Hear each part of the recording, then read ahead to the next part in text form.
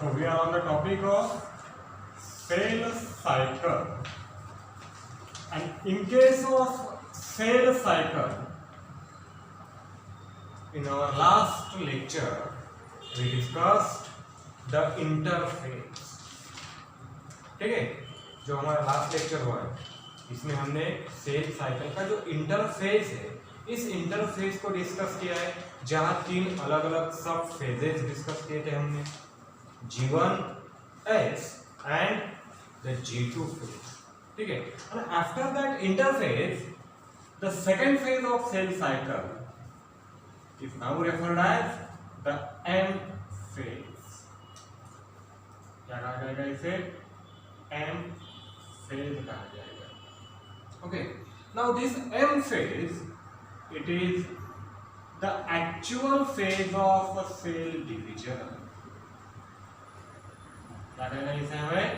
The actual phase of cell division.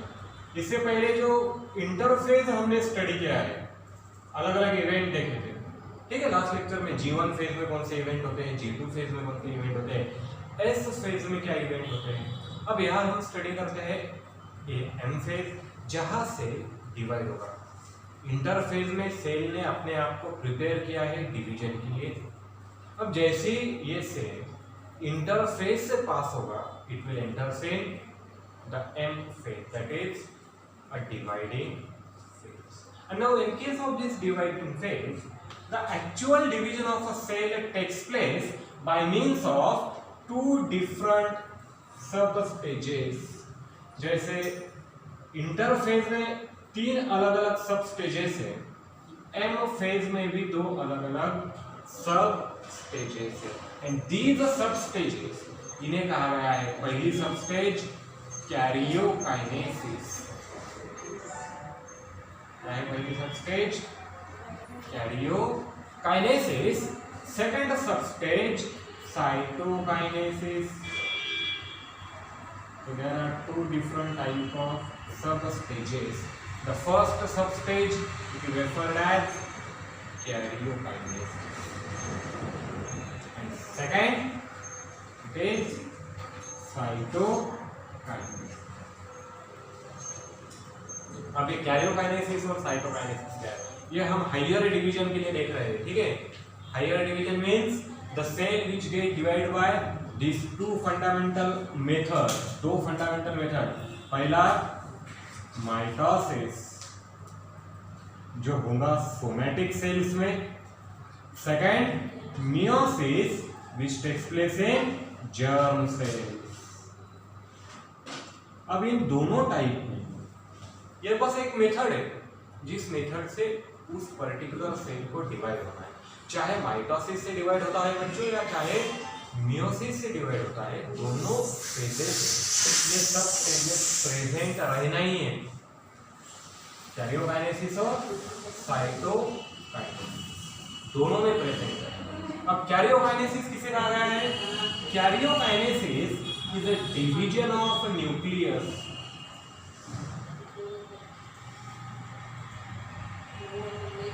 ठीक है, cell directly divide नहीं होगा, cell step wise division show करेगा. जहां पहली स्टेज आती है डिवीजन ऑफ न्यूक्लियस और second stage it is division of cytoplasm.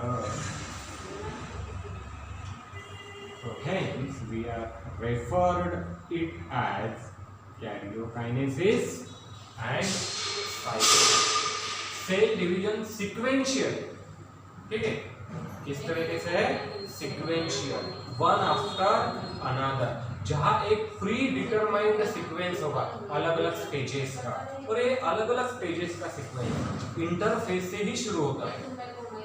G1 to S, S to G2, then karyokinesis and then cytokinesis, and hereafter तैयार होते हैं डॉटर सेल, या फिर नहीं कहेंगे हम न्यू सेल्स, डायरेक्टली इसके बाद तैयार होंगे. अब ये जो कैरियोकाइनेसिस है डिवीजन ऑफ न्यूक्लियस है, यहाँ पे भी सब स्टेजेस, साइटोकाइनेसिस में सब स्टेज नहीं होते, लेकिन कैरियोकाइनेसिस में मेन 4 सब स्टेजेस आया, यानी एम फेज के 2 मेजर सब स्टेज, पहला कैरियोकाइनेसिस, सेकेंड साइटोकाइनेसिस। अब इस कैरियोकाइनेसिस में भी 4 सब स्टेजेस, ओके। अब 4 सब स्टेजेस जो है इन्हें 1 बाय 1 देखेंगे। सबसे पहले स्टेज को कहा गया है प्रोफेज, क्या कहा जाता है? प्रोफेज।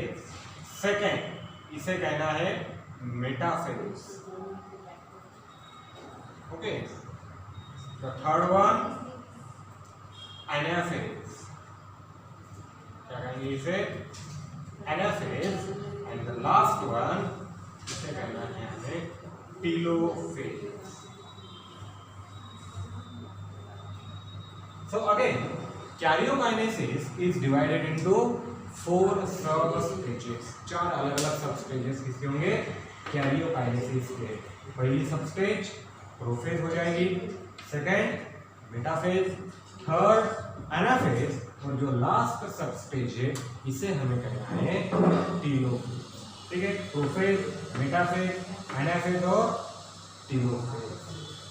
ये 4 अलग अलग सब स्टेजेस कंप्लीट करने के बाद कैरियोकाइनेसिस कंप्लीट होगा and then cell enters into cytokinesis. ठीक है, यानी सेल कैरियोकाइनेसिस में एंटर होता है डिवीजन में, एम फेज के। And these phases are common, चाहे से माइटोसिस से डिवाइड होता हो या मियोसिस से, ये दोनों में प्रेजेंट रहेंगे। यहाँ जो भी इवेंट होते हैं, these events are common type of event with certain exception, थोड़े से एक्सेप्शन प्रेजेंट है, बाकी ये चारों स्टेजेस माइटोसिस और मियोसिस में सेम टाइप से ऑकर होते हैं।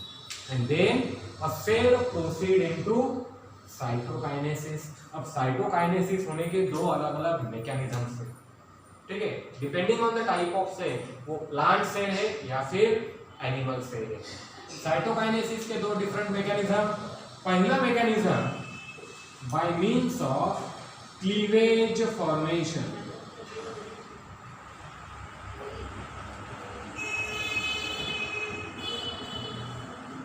The first mechanism of cytokinesis, cleavage formation. In case of animal cells,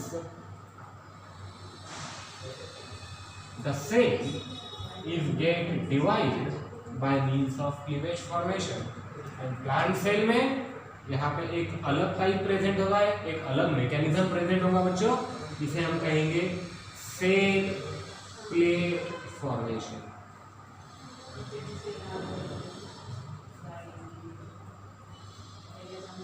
क्या कहेंगे? Cell plate formation. ये कहाँ देखने मिलता है? In case of plant cell. और ये प्रोसेस कंप्लीट होने के बाद, यानी सेल तो सबसे पहले इंटरफेज में एंटर करेगा, इंटरफेज से डिवाइडिंग फेज में एंटर करेगा, एम फेज में एंटर करेगा, एम फेज में कैरियोकाइनेसिस में, कैरियोकाइनेसिस से साइटोकाइनेसिस में, and then there is formation of new cell, that is daughter cell. और जो डॉटर सेल वहां पर तैयार होंगे, यही डॉटर सेल अपने लाइफ साइकिल के डायरेक्टली कौन से फेज में एंटर होंगे? जीवन फेज। ये हमेशा याद रखना है कि सेल अपने लाइफ साइकिल के कौन से फेज में एंटर होते हैं? हमेशा जीवन फेज। वहां से ही किसी भी सेल की लाइफ साइकिल स्टार्ट होगी। ठीक है, सो हमें ये entire concept, entire pattern study करना है 1 by 1। ठीक है, study of M phase is nothing but study of these type of mechanisms of division, mitosis, meiosis, और एक important यहाँ पे हमने कंसिडर नहीं किया क्योंकि वहां पर ये 2 अलग अलग टाइप से होते हैं। ठीक है, ये दोनों हम अप्लाई कहाँ करेंगे? माइटोसिस और मियोसिस में। These are the advanced mechanism of cell division। दोनों को हम क्या कहेंगे? Advanced mechanism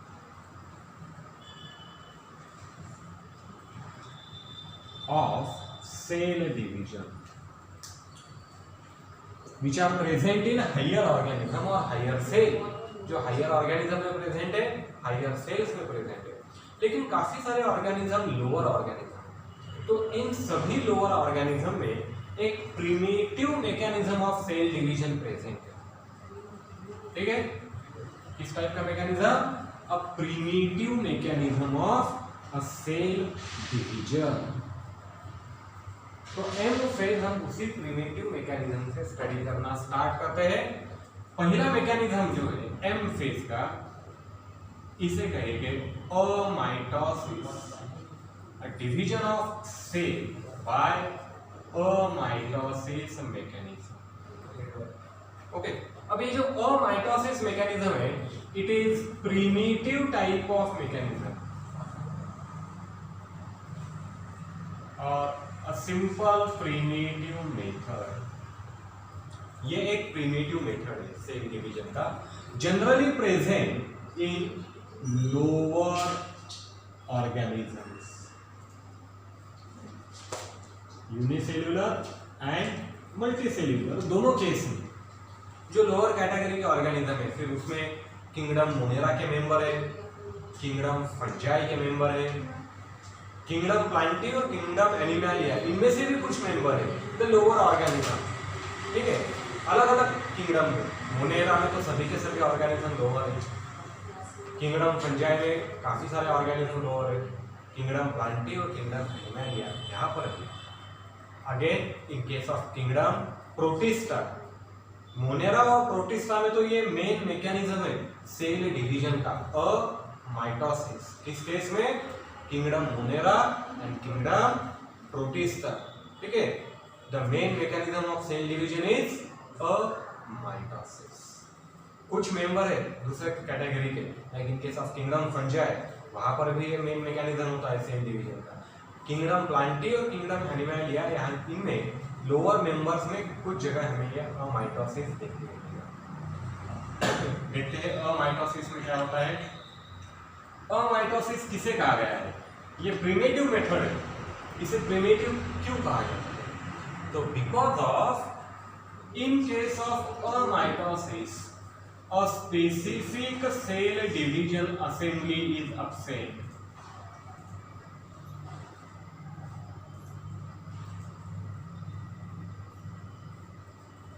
जो हमें हायर ऑर्गेनिज्म में प्रेजेंट दिखाई देती है, एक स्पेसिफिक सेल डिवीजन असेंबली यहाँ पर absent। ठीक है, जो सेल डिवीजन असेंबली सेल के डिवीजन के लिए बेसिकली रिस्पॉन्सिबल है। Okay, type of that particular assembly which is responsible for the division of a cell, ये यहाँ पर प्रेजेंट नहीं।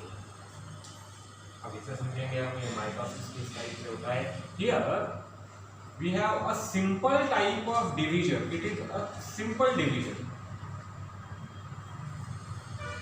a simple type of division of a parent cell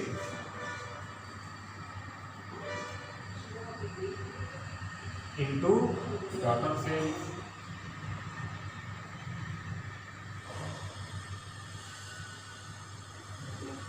किस type का है? एक सिंपल टाइप का डिवीजन जहां पेरेंट सेल डॉटर सेल में convert. Okay, parent cell into daughter cells without the involvement of any type of advanced machinery. एक advance machinery जो हमें हायर सेल में दिखाई देगी, सेल डिवीजन के लिए जो प्राइमरली रिस्पॉन्सिबल है, यहाँ ये एडवांस मशीनरी प्रेजेंट नहीं। तो यहाँ क्या हम करेंगे? The simple method in common term it is called as binary fission. अब इस टर्म को हमने लास्ट ईयर स्टडी किया है, the term binary fission. In case of prokaryotic organism और lower organism, the main method of reproduction. ठीक है, इनके रिप्रोडक्शन का ये मेन मेथड होता है। क्या कहा इसे? बाइनरी फिशन कहा है। अब ये बाइनरी फिशन किस तरीके से होगा, ध्यान से देखिए। Suppose we have a cell, एक सेल है, a cell containing a single nucleus. क्या प्रेजेंट है सेल में? बस एक सिंगल न्यूक्लियस प्रेजेंट है. So at the time of division, before the division, इस सेल में इस सिंगल न्यूक्लियस से दो न्यूक्लियस तैयार हो गए. Formation of two daughter nuclei by the process of karyokinesis. ठीक है. तो इस पैरेंट सेल में, इस सेल को क्या कहेंगे हम? Simply parent cell. और इस पैरेंट सेल में प्रेजेंट रहने वाला ये हो गया nucleus. And when this parent cell enters in division, जो एक सिंगल न्यूक्लियस है, this single nucleus divide to form daughter nuclei.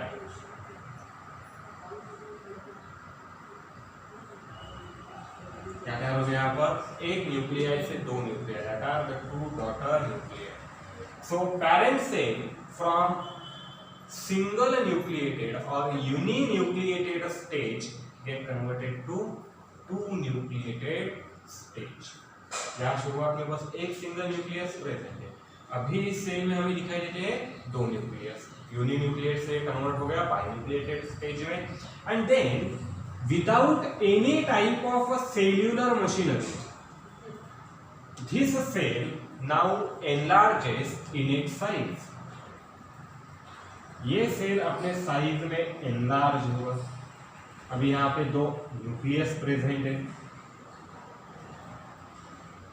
अब इस सेल में एक यूनिक स्ट्रक्चर डेवलप होगा एट द अपोजिट एंड.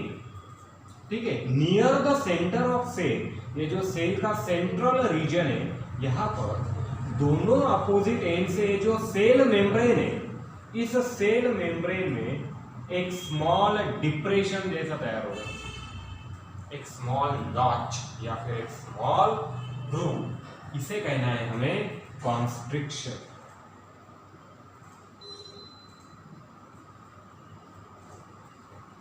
क्या कहना है इसे?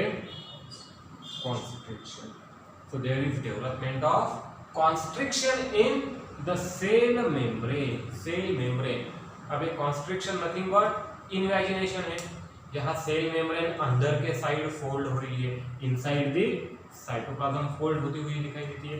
इस एंड से और इसके जस्ट अपोजिट एंड से. किसी सेल में बस एक सिंगल कॉन्स्ट्रिक्शन तैयार होगा, किसी सेल में दो constriction at the equal side from the two opposite end. और धीरे धीरे ये जो कॉन्स्ट्रिक्शन है, दीज कॉन्स्ट्रिक्शन गेट डिपेंड्स. ये कॉन्स्ट्रिक्शन सेल के इंटरनल साइड में, that is towards the cytoplasm of cell, grow होते जाएंगे. अब जैसे जैसे ये इंटरनल साइड में ग्रो होंगे, as these constriction get depends. यहाँ पर दो न्यूक्लियस है. ओके.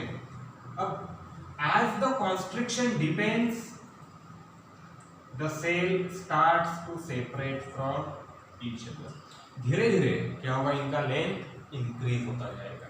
किस डायरेक्शन में? Internal direction. Slowly the constriction deep inside the cytoplasm. और एक स्टेज ऐसे आएगी जहां पर इन दोनों साइड से आने वाले ये जो कॉन्स्ट्रिक्शन है, ये कॉन्स्ट्रिक्शन एक दूसरे के साथ आकर टच हो जाएंगे. Both the constriction get fused with each other. और जैसे ही ये दो कॉन्स्ट्रिक्शन एक दूसरे के साथ फ्यूज हो जाएंगे, two cells ultimately get separate from each other. Result in the formation of daughter cells. ये किस तरह से होता है? ये इस तरह से होता है. The constriction gate depends. इसे हम कहेंगे depends of constriction. और ये कहाँ होगा? Towards the internal part of cell. Cell के साइटोप्लाज्म की तरफ ग्रो होते जाएंगे. और जैसे ही एक दूसरे के साथ फ्यूज होंगे, two cell will ultimately get separate from each other with every cell containing a single nucleus, जहां हर सेल में एक सिंगल न्यूक्लियस हमेशा मिलता है। ठीक है, तो इसे कहते हैं in general the binary fission या फिर a mitotic type of cell division. क्या कहा इसे? बाइनरी फिशन या फिर a mitotic type of cell division. ठीक आहे, कळालं नेमकं काय असते बायनरी फिशन किंवा अमायटोटिक टाईपच्या सेल डिव्हिजन मध्ये? एक पॅरेंट सेल सर्वात आधी या पॅरेंट सेलचा जो न्यूक्लियस आहे हा न्यूक्लियस रेप्लिकेट होणार आणि इथे दोन डॉटर न्यूक्लियाय तयार होतील। मग हा सेल सुरुवातीला युनिन्यूक्लिएट स्टेज मध्ये आहे, आता तो कोणत्या स्टेज मध्ये जाईल? बाय न्यूक्लिएट स्टेज मध्ये। त्यानंतर हा सेल त्याच्या साइज मध्ये एनलार्ज होणार, या सेलची ग्रोथ होणार आणि जशी या सेल मध्ये ग्रोथ झालेली आहे या सेलची जी मेम्ब्रेन आहे काय म्हणतात त्याला? It is referred as cell membrane, the outer membrane of cell. सेलच्या बाहेरून प्रेझेंट असणारी मेम्ब्रेन जी प्रत्येक सेलच्या बाहेर प्रेझेंट असणार सेल मेम्ब्रेन। या सेल मेम्ब्रेन मध्ये दोन अपोजिट साइडला एक नॉच किंवा एक ग्रूव तयार होणार ज्याला म्हटलं जाते कॉन्स्ट्रिक्शन आणि त्यानंतर हे कॉन्स्ट्रिक्शन जे आहे या दोन्ही एंड कडून सेलच्या इंटरनल डायरेक्शनला हळूहळू ग्रो होत जाणार। आता जशी जशी ही कॉन्स्ट्रिक्शन सेलच्या आतमध्ये ग्रो होत आहे दोन सेल एकमेकांपासून सेपरेट होणे स्टार्ट होतात आणि ज्या वेळेस या अपोजिट एंड कडून येणारे दोन्हीही कॉन्स्ट्रिक्शन एकमेकांना येऊन टच होते, एकमेकांना येऊन फ्यूज होतील, दोन डॉटर सेल एकमेकांपासून सेपरेट होतील। या मेथडला म्हटलं जाते अ मेथड ऑफ मायटोसिस। इथे कोण्याही टाइपची सेल डिव्हिजन असेंबली प्रेझेंट नाही, a primitive type of cell division. काय म्हटलेलं आहे आपण याला? Primitive type of cell division. व्यवस्थित बघायचं डायग्राम कडे कोण्या पद्धतीने होत आहे, काय होत आहे एका पॅरेंट सेल मध्ये। ठीक है, ध्यान से देखिए डायग्राम को। इस पैरेंट सेल में किस तरह से दो सेल एक दूसरे से डिवाइड होते हुए हमें दिखाई देते हैं। Okay, a simple mechanism of cell division. क्या है ये? सेल डिवीजन का एक simple and primitive type of mechanism है। ओके, आ गया समझ में?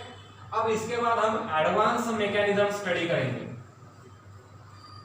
ये तो बस पहला टाइप हो गया M phase, that is division in case of lower organism, जैसे देखा होगा आपने अमीबा, पैरामेशिया, यूग्लिना, इस टाइप के जो प्रोटिस्ट होते हैं यहाँ पर ये डिवीजन होता है। Again in case of bacteria, in case of fungi, काफी सारे टाइप के एल्गी इसी मेथड से रिप्रोडक्शन करते हैं, उनके सेल इसी मेथड से डिवाइड होते हैं। ठीक है, अब आगे जाकर हमें स्टडी करना है एडवांस पैटर्न के बारे में। अब एडवांस पैटर्न में दो मेथड आएंगे, कौन से? माइटोसिस है, द मियोसिस। कलेक्टिव देखेंगे हम इसे, division in case of mitosis and division in case of meiosis, one by one study करेंगे। So the first major type of mechanism is called as mitosis.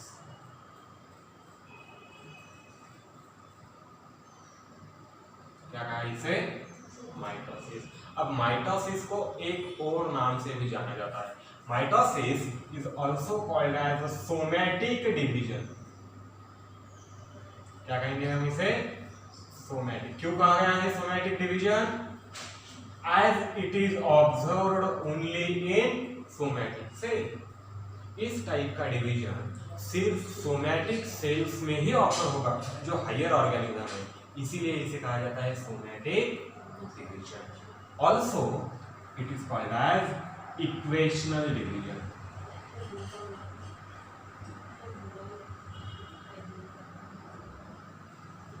उसी तरीके से इसे और एक नाम से भी जाना जाता है, क्या कहेंगे इसे हम?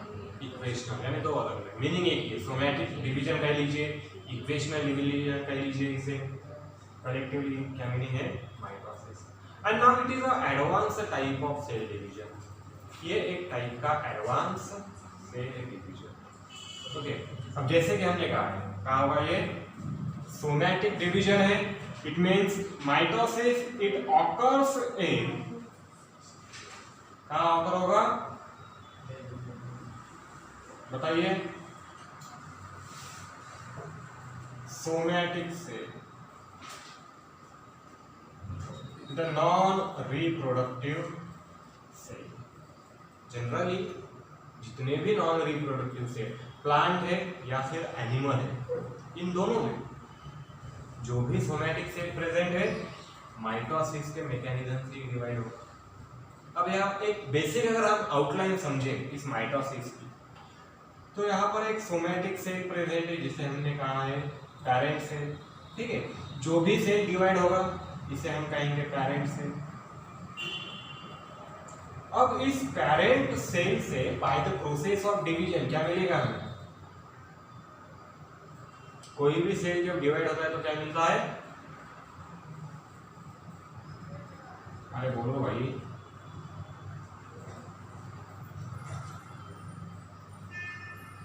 कोणताही सेल ज्यावेळेस डिवाइड होतो त्यावेळेस काय मिळते?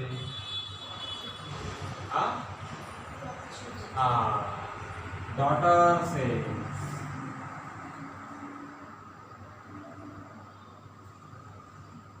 and parent cell by means of division daughter cell। Mechanism काही असू द्या, मायटोसिस असू द्या, मियोसिस असू द्या, मायटोसिस असू द्या, नाही तर आणखी एखादा चौथा पाचवा तुम्ही स्वतः शोधून काढा। ठीक है, parent cell always divide to produce daughter cell. Okay, अब यहाँ पे कुछ यूनिक कैरेक्टर है mitosis. Here these are daughter cells which are produced। सबसे पहला कैरेक्टर अगर हम देखें, so the daughter cells are identical।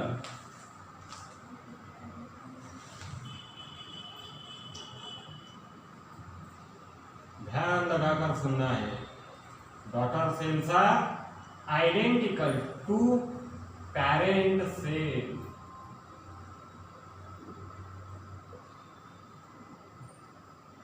ये कैरेक्टर होगा माइटोसिस का।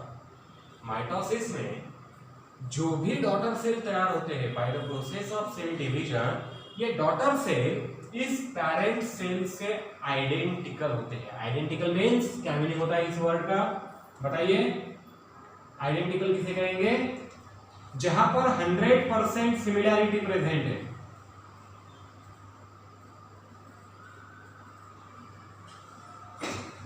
without any change, without any exception, parent cells and daughter cells are identical in all the terms। कौन से टर्म में आइडेंटिकल है? किस एस्पेक्ट में आइडेंटिकल है? कौन से रिलेशन में आइडेंटिकल है? ठीक है, अगर हम कहते हैं आइडेंटिकल है तो कोई ना कोई बेसिस होगा, किसी ना किसी बेसिस पे ये सेल एक दूसरे के साथ आइडेंटिटी शो करेंगे, सिमिलैरिटी शो करेंगे। ठीक है, किस तरह से आइडेंटिकल है? They show 100% similarity in terms of morphology. इन सेल का स्ट्रक्चर सिमिलर रहेगा, in terms of their physiology, इन सेल का फंक्शन सिमिलर रहेगा, इनमें जो भी मेटाबॉलिक एक्टिविटीज होती है ये सभी मेटाबॉलिक एक्टिविटीज सिमिलर रहेंगी, and in terms of there genetic content. Okay, म्हणजे इथे सिमिलॅरिटी प्रेझेंट आहे असं म्हणत आहे आपण। कोणामध्ये सिमिलॅरिटी प्रेझेंट आहे? डॉटर सेल आणि पॅरेंट सेल मध्ये, जे या मायटोसिस नावाच्या मेकॅनिझमनी डिवाइड होतात। लक्षात? मग ही आयडेंटिटी किंवा सिमिलॅरिटी जी आहे ही कोणत्या टर्म मध्ये आहे, कोणत्या बेसिस मध्ये आहे? तर parent cell and daughter cells are morphologically identical to each other। parent cell and daughter cell are physiologically identical to each other। parent cell and daughter cells are identical with their genetic content। ठीक है, म्हणून याला म्हणतो आपण 100% identity. कळलं? आणि हे फक्त आपल्याला मायटोसिस मध्येच दिसून येते. इन case of mitosis only. Meiosis मध्ये हे नाही दिसून येणार. म्हणून याला म्हटलं जाते equational division.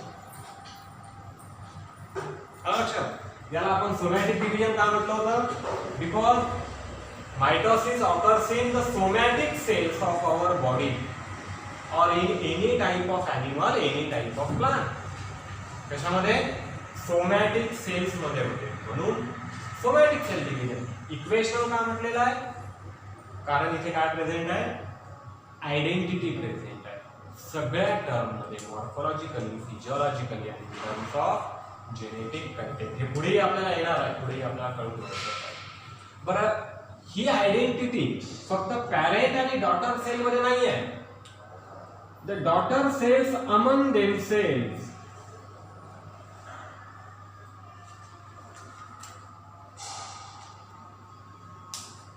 are identical.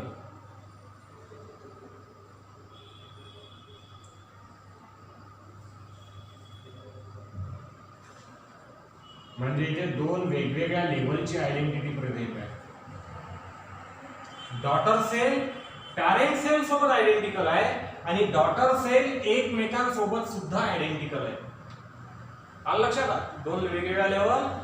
Daughter cells are identical to parent cell आणि daughter cells are identical among themselves. म्हणजे हे सेल, हाही सेल पॅरेंट सारखाच आहे, सिमिलर आहे, 100% सिमिलर आहे. हा दुसरा सेल सुद्धा पॅरेंट सारखाच आहे, 100% सिमिलर आहे.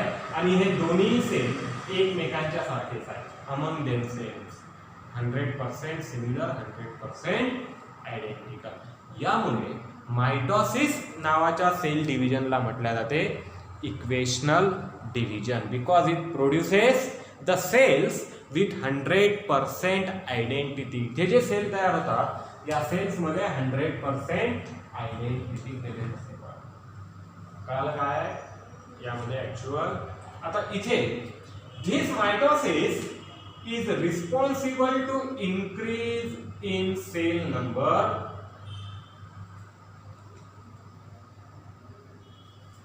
एखाद्या ऑर्गॅनिझमच्या बॉडीमध्ये जो सेलचा नंबर इन्क्रीज होतो, सेलची डेन्सिटी इन्क्रीज होते. कशामुळे? मायटोसिस नावाच्या सेल डिव्हिजन मुळे. म्हणजे indirectly mitosis is responsible for growth of organism, while meiosis is responsible for reproduction. हा बेसिक डिफरन्स आहे मायटोसिस आणि मियोसिस या दोन वेगवेगळ्या टाइपच्या सेल डिव्हिजन मध्ये. मायटोसिस रिस्पॉन्सिबल फॉर ग्रोथ, प्लांटची साईज वाढत जाते, आपल्या बॉडीची साईज वाढत जाते. कशामुळे? आपल्या बॉडी मधले सेल प्लांटच्या बॉडी मधले सेल काय शो करणार? Mitosis, the direct character of growth. बाकीच्याही ॲनिमल मध्ये, सर्व प्लांट मध्ये मायटोसिस होणार. आणि हे मायटोसिस कुठे रिफ्लेक्ट होणार, कुठे दिसून येणार? It get reflected and observed in terms of the growth. Okay, हे महत्त्वाचं कॅरेक्टर आहे. While meiosis result in the reproduction. ते मियोसिसच्या वेळेस पाहू आपण मियोसिसचे कॅरेक्टर काय आहे. काला सिंपल लक्षात, मायटोसिसला काय म्हणायचं? Mitosis a somatic division or equation. आता याचं काम काय आहे? पहिलं काम, increase in cell number, that is to carry out growth. दुसरं function, it is responsible for repair. काय करणे? रिपेअर करणे. आता रिपेअर कशाला करायचं? डॅमेज सेल जे आहेत बॉडीमध्ये, जर सेल डॅमेज झाले by means of mechanical injury, okay, by means of chemical injury, cell damage झाले तर त्या सेलला काय करावं लागते? रिप्लेस. ठीक आहे, रिपेअर. कोणाचं रिपेअर केलं जाईल? दोन वेगवेगळ्या टाईपच्या सेलचं रिपेअर करणं आवश्यक आहे. पहिले डॅमेज्ड सेल्स, आपल्या बॉडी मधले सेल डॅमेज झाले त्यांना रिपेअर करायचं आहे. आणि त्यानंतर जे सेल डेड झालेले आहेत, द डेड सेल, यांना सुद्धा हळूहळू काय करावं लागते? रिपेअर करावं लागते. लक्षात? Damage and the dead cells काय होणार यांचं रिपेअर केलं जाणार. हे फंक्शन आपल्या बॉडीमध्ये कोण करते? मायटोसिस नावाचं सेल डिव्हिजन आहे जे कंटिन्युअसली आपल्या बॉडीमधले डॅमेज सेल रिपेअर करते, त्यांच्या जागी नवीन सेल तयार करेल. जे डेड झालेले सेल आहे त्यांच्या जागी सुद्धा नवीन सेल तयार केले जाते. It is a basic function of the mitotic type of cell division. या मायटोसिस मध्ये बाळा 4 सब फेजेस आहे. मायटोसिस डायरेक्टली होत नाही. ओके, आणि याला आपण ऍडव्हान्स टाइपचं सेल डिव्हिजन म्हटलेलं आहे. Mitosis is referred as the advanced type of cell division like meiosis also. It is an advanced type of cell division. का म्हणायचं advanced type of cell division mitosis ला? Because mitosis occur through a specific cell division assembly. इथे cell आपोआप divide होणार नाही. इथे सेलला divide करण्यासाठी एक असेंबली प्रेझेंट असते. जसं सेलमध्ये वेगवेगळे ऑर्गॅनेल आहेत. मायटोकॉन्ड्रिया आहे, त्याचं एक वेगळं फंक्शन आहे. क्लोरोप्लास्ट, त्याचं आपलं एक वेगळं फंक्शन. बरोबर आहे. त्याच प्रकारे सेलमध्ये एक डिव्हिजन असेंबली सुद्धा असते. ज्या डिव्हिजन असेंबलीचं काम काय असणार? सेलचं डिव्हिजन कॅरी आउट करणे. ओके, आणि ही जी सेल डिव्हिजन असेंबली आहे ही असेंबली जिथे प्रेझेंट असेल त्या टाईपच्या सेल डिव्हिजनला म्हटलं जाईल advance cell division. So in case of mitosis and meiosis there is presence of cell division assembly. In case of amitosis cell division assembly is absent. आता या cell division असेंबलीला एका नावाने ओळखल्या जाते. ओके, इन जनरल लँग्वेज आपण काय म्हणणार याला? Cell division assembly. But biologically याला एक वेगळं नाव आहे. याच सेल डिव्हिजन असेंबलीला म्हटले जाते मायटोटिक ॲपॅरेटस.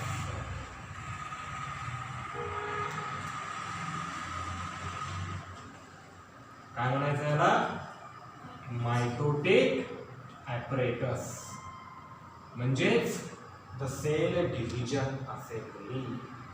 सो इथे with the help of this mitotic apparatus, with the help of this cell division assembly, any cell, आता इथे जे डिवाइड होणारे सेल आहे सोमॅटिक सेल, एक इम्पॉर्टंट कॅरेक्टर आहे हियर. जो सेल डिवाइड होतो it is a parent cell. हा पॅरेंट सेल डिप्लॉइड असतो. आता diploid a cell which contain two set of chromosome denoted by symbol N. ज्या सेल मध्ये क्रोमोझोमचे 2 सेट असतात त्या सेलला म्हणायचं डिप्लॉइड सेल. आपल्या बॉडी मधले सर्व सोमॅटिक सेल, कोण्याही ॲनिमल मधले सोमॅटिक सेल, प्लांट मधले सोमॅटिक सेल हे नेहमी कसे असतात? Diploid. That is contain 2 set of chromosome. लिहून ठेवायचं, लक्षात राहणार असेल तर. डिप्लॉइड म्हणजे 2 sets of chromosome.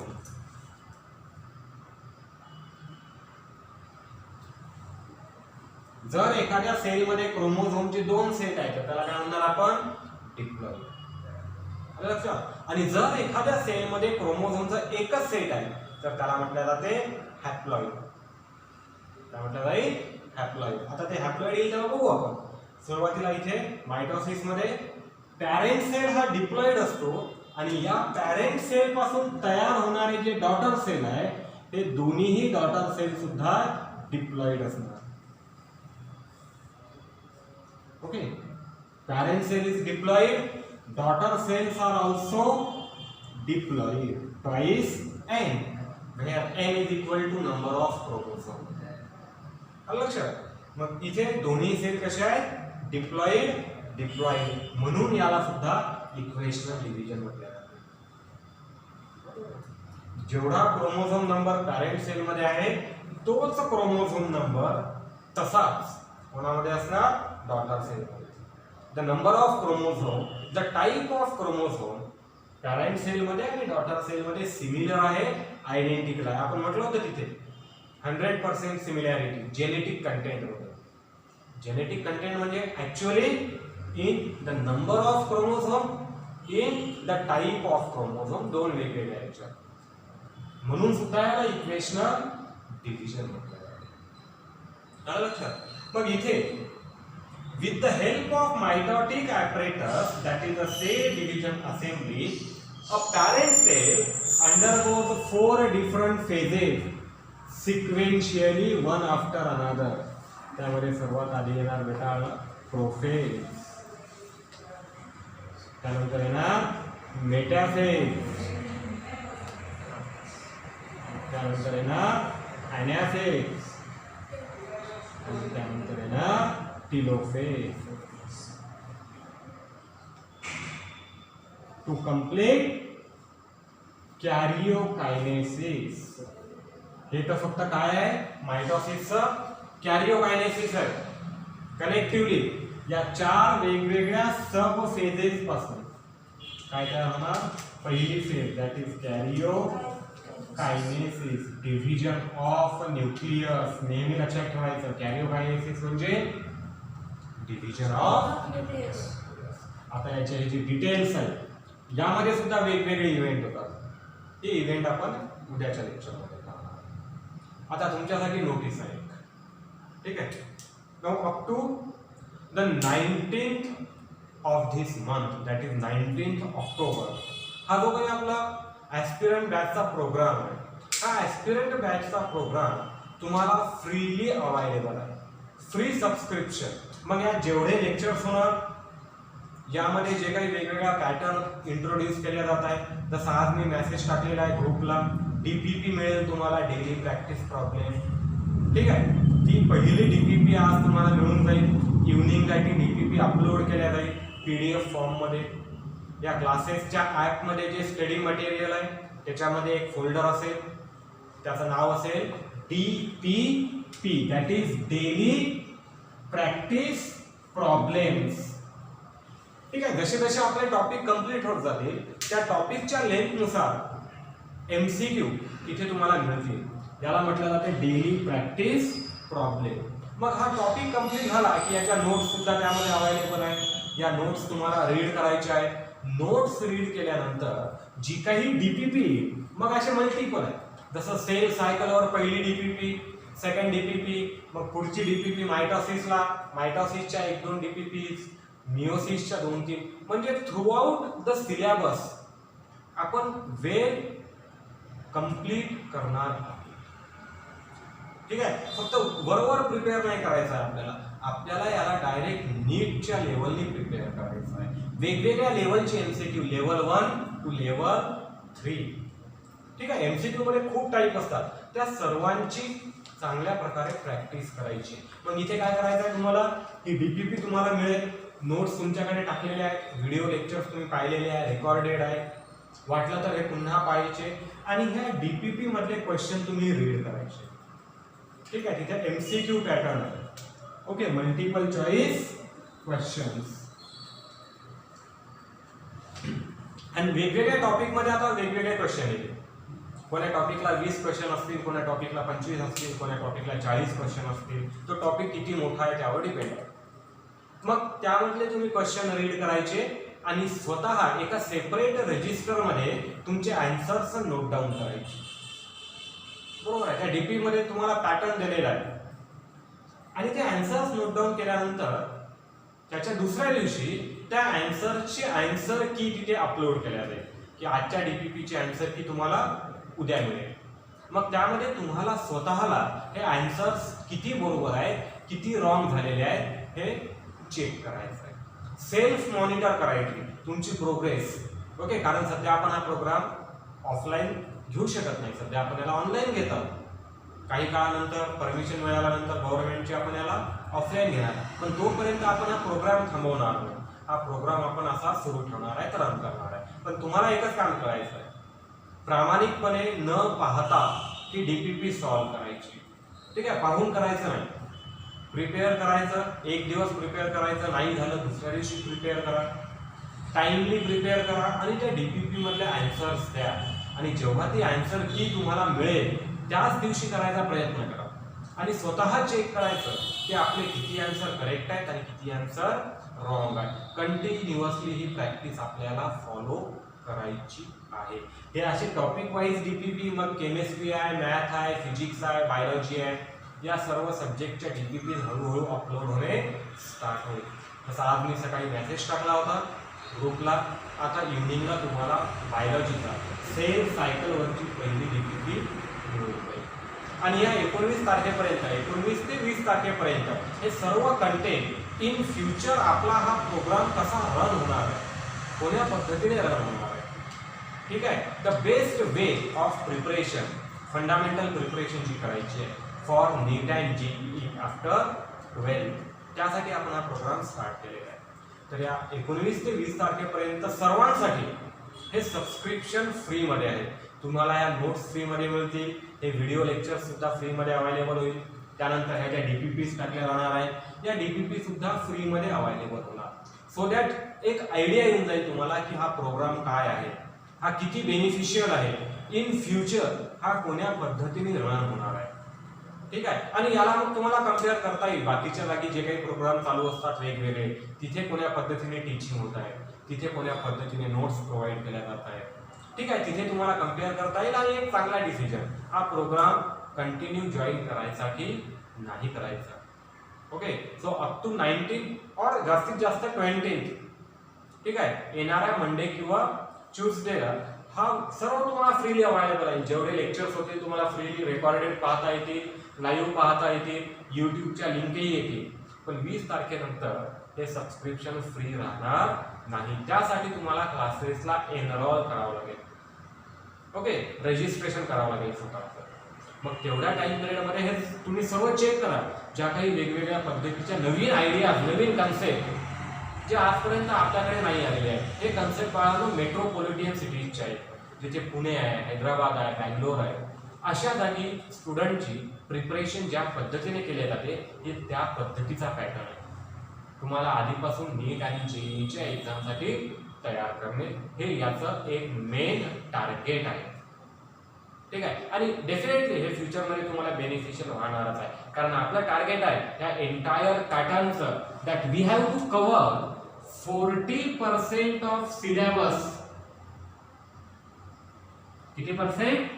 40% syllabus 11th आणि 12th चा. तुमचा 10th कंप्लीट होईपर्यंत हा एवढा पोर्शन हा कंप्लीट व्हायला पाहिजे. म्हणजे फक्त बेसिक नाही, फक्त फाउंडेशन नाही, डायरेक्टली नीटच्या लेवलचं. तिथे हे टॉपिक त्या लेवलनं तुम्हाला प्रिपेअर, म्हणजे 11th आणि 12th मध्ये ह्या 40% पार्टकडे पाहण्याची, हे फक्त तुम्ही रिव्हिजन करणार याची कंटिन्युअसली. आलं लक्षात? या लेवलची प्रिपरेशन आपल्याला या प्रोग्राममध्ये करायची आहे, तुमच्याकडून करून घेतल्या पाहिजे. तर या केसमध्ये जो पहिला आहे आपला, ही पहिली डीपीपी आज तुम्हाला मिळेल सेल सायकलवर, जे आपण 2 इनिशियल लेक्चर्स घेतलेले आहेत सेल सायकलवर, त्यावर डिपेंड आहे. ह्या डीपीपी तुम्ही सॉल्व्ह करायच्या, त्यातले क्वेश्चन पाहायचे. एखाद्या क्वेश्चनमध्ये काही अडचण वाटली, डिफिकल्टी आली, तर लगेच फोन करू. त्या व्हॉट्सअप ग्रुपमध्ये नंबर आहे माझा, त्या नंबरवर फोन करायचा, तिथे लगेच विचारून घ्यायचं की सर हा क्वेश्चन काय आहे, याचा आन्सर मला कळत नाही आहे, ठीक आहे. चला करा मग हे व्यवस्थित आणि प्रामाणिकपणे करायचं, नोट्समध्ये पाहून आन्सर लिहायचे. Okay, all the best.